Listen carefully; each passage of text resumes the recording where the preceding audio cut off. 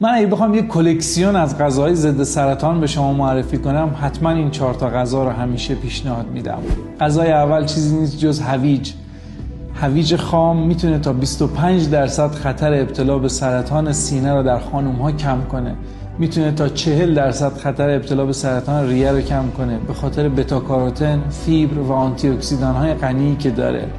گزینه دوم گوجه فرنگیه که تا 20% خطر ابتلا به سرطان پروستات رو در آقایون کاهش میده. بسیار بسیار مهمه که یادمون باشه گوجه فرنگی وقتی پخته میشه اثرات ضد سرطانیش چند برابر میشن، به دلیل اینکه لیکوپن که آنتی اکسیدان اصلی موجود در گوجه فرنگی طی پخت زیست دسترسیش در روده ما بیشتر میشه، جذب بالاتری خواهد داشت.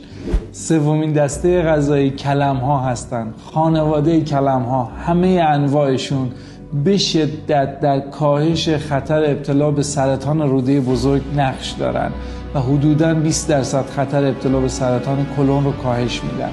چهارمین دسته یا چهارمین غذا که پادشاه ضد سرطان هاست سیره.